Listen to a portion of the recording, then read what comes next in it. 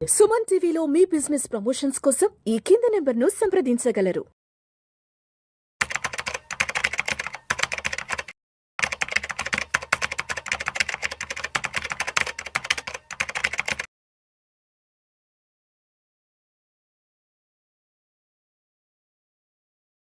నమస్తే, welcome to Vishnu talks.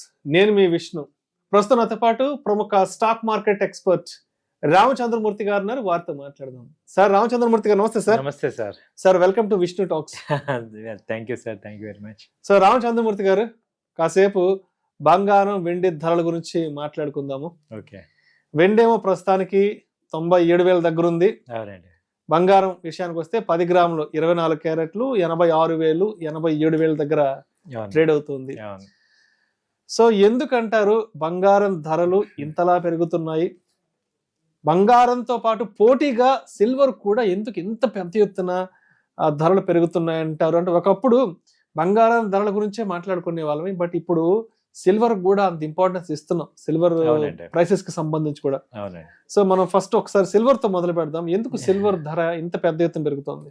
Silver అంతకు ముందు ఏంటంటే సార్ ఓన్లీ ఆర్నమెంట్స్ కే చూసారు, హౌస్ హోల్డ్ కానీ లేదా గిఫ్టింగ్ పర్పస్ ఎక్కువ గిఫ్టింగ్ కానీ మనకి వరకు ఏంటంటే ఏదైనా ఇంపార్టెంట్ ఆర్నమెంట్స్, ఇప్పుడు వెండి దేవుడి సామాన్లు అని పూజా సామాగ్రి మేజర్ గా పెట్టుకునే వాళ్ళు. బంగారం ఏమో మనం ఆర్నమెంట్స్ వేసుకోవడానికి వాడుకునే వాళ్ళం.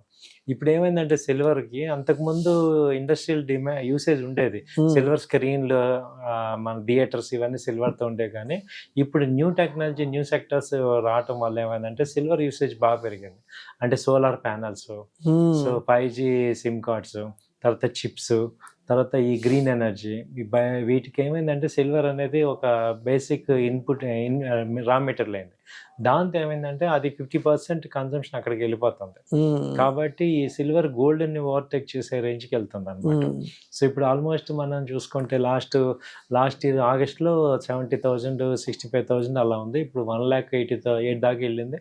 ఇప్పుడు అసలు 97,000 95,000 ఆ రేంజ్ ఉంది. సో సిల్వర్ అయితే ఇక అండర్ వాల్యూడ్ అంటారు, still it is under valued అంటున్నారు.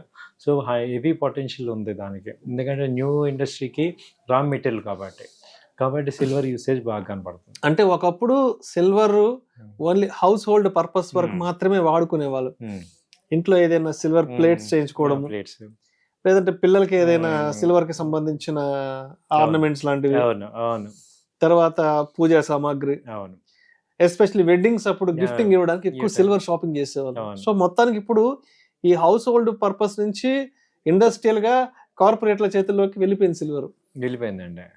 అంటే హౌస్ హోల్డ్ కూడా అలాగే స్టిల్ కంటిన్యూ ఉంది, కానీ కొంచెం ఇప్పుడు ఎక్స్టెండ్ మెయిన్ కార్పొరేట్ చేతిలో 50% దాకా వెళ్ళిపోయింది. ఇదేమో ఒక 50% ఉంది. సో ఎస్పెషల్లీ ఇండియాలో ఈ సిల్వర్ కన్సంప్షన్ ఇంకా ఎక్కువ ఉంటుంది. బయట కన్నా కూడా మనకి సిల్వర్ ఇండియాలో కూడా గోల్డ్ తో పాటు ఈక్వల్ కన్సంప్షన్ ఉంది. ఎందుకంటే మీరు అన్నట్టు గిఫ్టింగ్ పర్పస్ గా ఎక్కువ వాడతారు. కొంచెం above middle class rich people అందరూ ఫంక్షన్స్ అప్పుడు వాడటానికి వాడుతుంటాం. సో ఇప్పుడు ఏంటంటే మేజర్ గా ఈ ఇండస్ట్రియల్ పర్పస్ అయిపోయింది. కాబట్టి ఇప్పుడు నా పాయింట్ అంటే దీన్ని మనం ఎలా అడ్వాంటేజ్ తీసుకోవాలి అంటే, ఇప్పుడు అందరూ ₹1,00,000 పెట్టి సిల్వర్ కొనలేరు కాబట్టి, సిల్వర్ ఇన్వెస్ట్ చేయలేరు కాబట్టి, అంటే ఫిజికల్ గా కాకుండా సిల్వర్ విషయానికి వస్తే అంటే మనం ఇన్వెస్ట్మెంట్స్ చేసుకోవడానికి మనకి ఎటువంటి ప్రత్యామ్నాయ మార్గాలు ఉన్నాయంటారు ఫిజికల్ ఇన్వెస్ట్మెంట్ కాకుండా? బెస్ట్ సిల్వర్ ETF ఉంది సార్, సిల్వర్ బీస్ ఉన్నాయి. సో సిల్వర్ బీస్ మన డిమాట్ అకౌంట్లో, ఎవరి డిమాట్ అకౌంట్లో అయినా సిల్వర్ బీస్ అని ఎంటర్ చేస్తే వచ్చేస్తుంది. ఈక్వల్గా 1 గ్రామ్ లాగా కొనుక్కుంటాం అనమాట. మనకి అమౌంట్ ఉన్నప్పుడల్లా సిల్వర్ బీస్ కొనుక్కోండి. అది ఒక మంచి ఇన్వెస్ట్మెంట్ ఆపర్చునిటీ. ఎప్పుడైనా అమ్మేయచ్చు. మీరు ఫిజికల్గా కూడా తీసుకోవచ్చు, లేదు మానిటరీగా కూడా అమ్మేసుకోవచ్చు. సో సిల్వర్ బీస్ అనేది బెస్ట్ ఆప్షన్. ఆ తర్వాత వచ్చి సిల్వర్ ETFs ఉన్నాయి. సో సిల్వర్ బాండ్స్ ఉన్నాయి. ఆ తర్వాత సిల్వర్ మ్యూచువల్ ఫండ్స్ ఉన్నాయి. ఆ కంపెనీస్లో ఇన్వెస్ట్ చేయొచ్చు. ఇంకా నేను ట్రేడ్ చేస్తానంటే MCXలో సిల్వర్ ఉంది. సో ఈ రకంగా మన సిల్వర్ని యూజ్ చేసుకొని బెనిఫిట్ అవ్వచ్చు. సో లాస్ట్ది మాత్రం కొంచెం టెక్నికల్గా జాగ్రత్తగా ఉండాలి. సిల్వర్ MCXలో ట్రేడ్ చేయటం అనేది కొంచెం టెక్నికల్గా ఉంటేనే చేయగలరు. మామూలుగా ఇన్వెస్ట్మెంట్ ఓరియంటెడ్ అంటే సిల్వర్ బీస్లో చేసుకోవచ్చు, సిల్వర్ మ్యూచువల్ ఫండ్స్లో చేసుకోవచ్చు.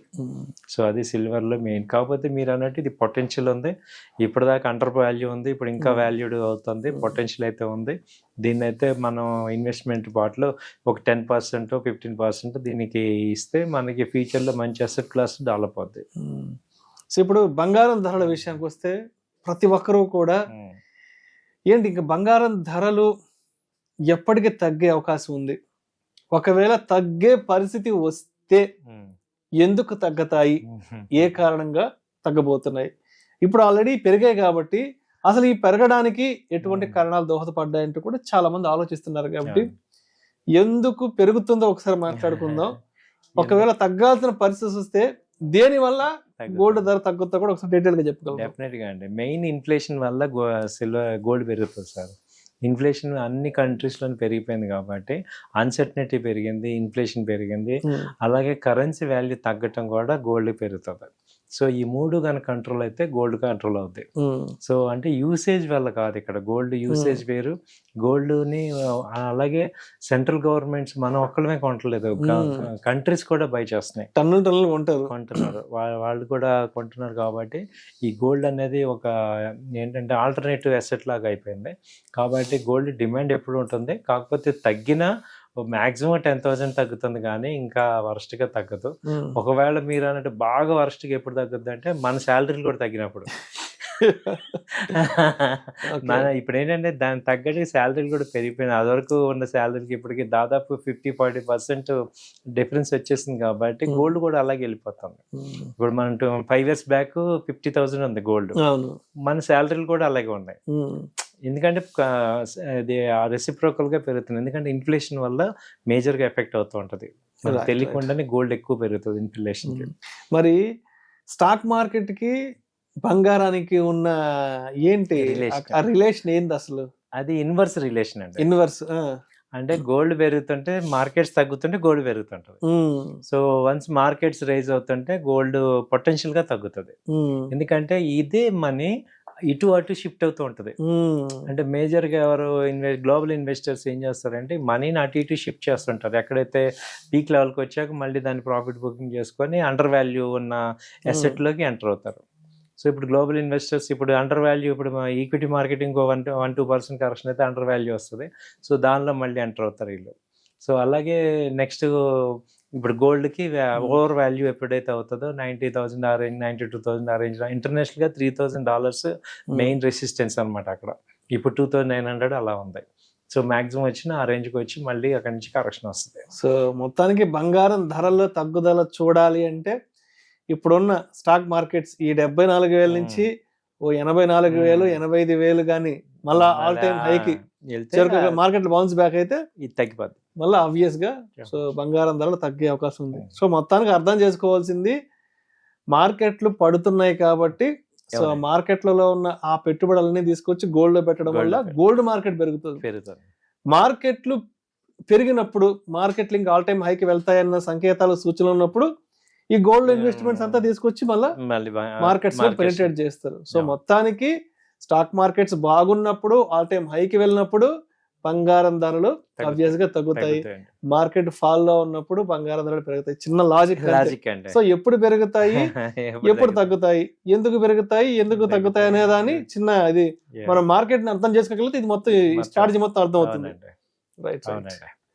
Thank you sir, thank you so much Ramachandramurthy garu. Thank you అండి.